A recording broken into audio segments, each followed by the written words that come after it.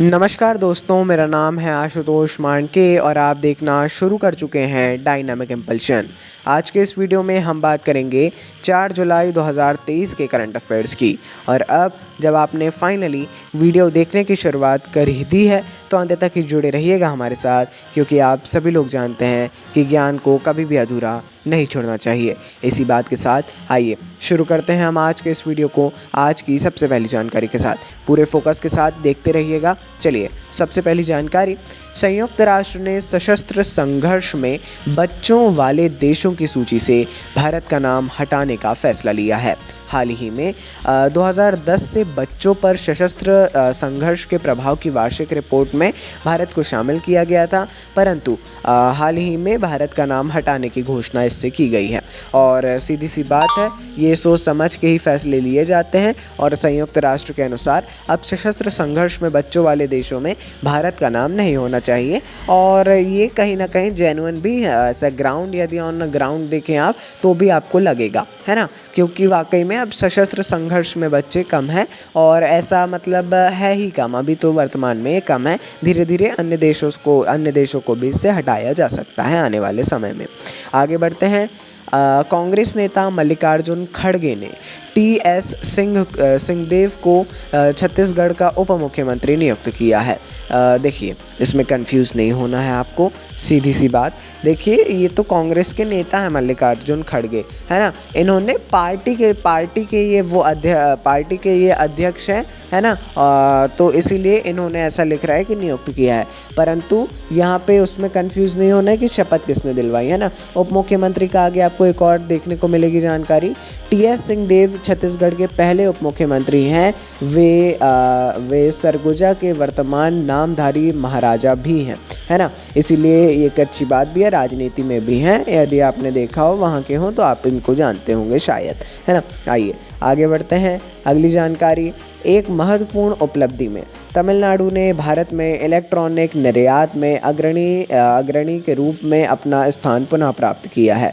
देखिए, यदि आप जानते हो कि इलेक्ट्रॉनिक निर्यात में कुछ समय पहले ही तमिलनाडु शीर्ष स्थान पर रहा करता था, है ना, परंतु अभी से कुछ समय से उसने अपना स्थान खो दिया था, है ना। अब किसने प्रथम लिया था आपको कमेंट सेक्शन में बताना होगा, ठीक है। तो ऐसा किया, अब तमिलनाडु ने फिर से इस स्थान को प्राप्त किया।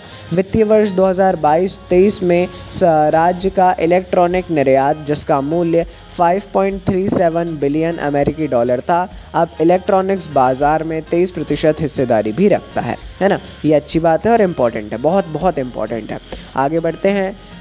एकनाथ शिंदे के नेतृत्व वाली सरकार में शामिल होने के बाद महाराष्ट्र के उप मुख्यमंत्री के रूप में शपथ लेने वाले राष्ट्रवादी कांग्रेस पार्टी नेता अजीत पवार, जो कि शरद पवार के बड़े भाई जो हैं अनंत राव, इनके बेटे हैं, ये जो हैं अब उप मुख्यमंत्री बन गए हैं महाराष्ट्र के, है ना। ध्यान रखिएगा, ये बात, इसमें कंफ्यूज नहीं होना है। ये महाराष्ट्र के उप मुख्यमंत्री बन गए हैं एकनाथ शिंदे के नेतृत्व वाली सरकार में ही, है ना। इसमें बिल्कुल कंफ्यूज नहीं होना है। मैंने कुछ स्टूडेंट्स को देखा, वो बहुत ज़्यादा इसमें कंफ्यूज थे, बट इसमें कुछ ऐसा है भी नहीं, इसमें ज़्यादा आपको सोचने की आवश्यकता भी नहीं है ना। ये रिलेशन हमने ज़रूर बताया है, लेकिन रिलेशन थोड़ा सा आप देख लीजिएगा किसके पुत्र हैं, बाकी चल जाएगा, है ना। अनंत राव जी के ये पुत्र हैं, जो कि शरद पवार के बड़े भाई हैं। आगे बढ़ते हैं।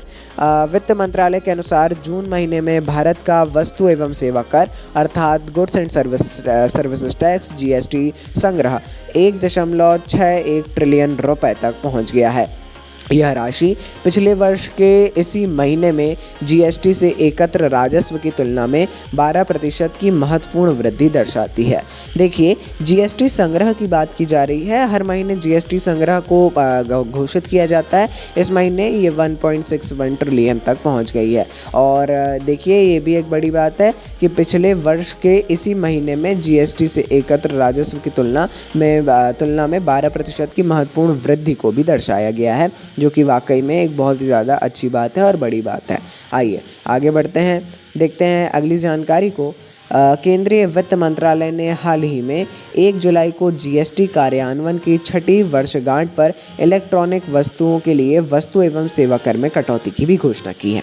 देखिए, अब ऐसे जुड़ा जुड़ा हम आजकल बताने लग गए हैं, जिससे आप लोगों को भी एक बार में मतलब एक टॉपिक एक बार में कवर हो जाए। हम प्रयास यही करते हैं कि यदि 2 हैं तो हम एक साथ दिखा दें, है ना। केंद्रीय वित्त मंत्रालय जो है, इन्होंने हाल ही में 1 जुलाई मतलब 1 जुलाई जो अभी गई है, इसमें जीएसटी कार्यान्वयन की 6ठी वर्षगांठ पर अब से 1 जुलाई से इलेक्ट्रॉनिक वस्तुओं के लिए कटौती की गई है जीएसटी में। इसमें रेफ्रिजरेटर हैं, कुछ ऐसा करके पूरी लिस्ट जारी की है। वो लिस्ट मैं उपलब्ध करवा सकता था, परंतु कुछ ज़्यादा ही बड़ी थी, इसलिए हमने उपलब्ध नहीं करवाई है। लेकिन मैं बोलूँगा, उसको सजेस्ट करता हूँ मैं कि उसको अवश्य पढ़िएगा, उससे बनाए जा सकते हैं। आगे बढ़ते हैं।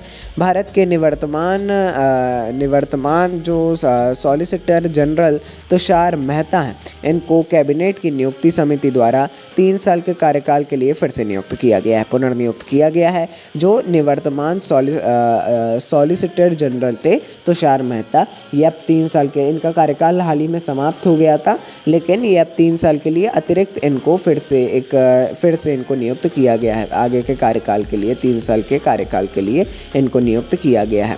प्लीज़ पढ़ लीजिएगा, इसके बारे में भी थोड़ी जानकारी ले लीजिएगा, आप लोगों को क्लियर हो जाएगा ये क्या होता है। एक्चुअली मेरे को भी थोड़ा सा मतलब क्लियर तो था, इसके पहले नहीं था। जब इनका कार्यकाल समाप्त हुआ तब मैंने पढ़ा था, तो उसके पहले ज़रूर नहीं था, बट अब है ना। कई चीज़ें हैं जिसके बारे में मेरे को भी क्लियर नहीं रहता है कई बार, इसीलिए हम क्लियर कर लेते हैं। कोई भी दिक्कत नहीं है, आपको भी कोई कन्फ्यूज़न हो तो हम कमेंट सेक्शन में उपलब्ध हैं, आप पूछ सकते हैं, बिल्कुल आपको जवाब मिलेगा और ट्रस्टेड जवाब आपको अवश्य दिया जाएगा हमारी ओर से। बाकी अपन मिलते हैं अगले वीडियो में ऐसी जानकारियों के साथ। नमस्कार। Dynamic impulsion.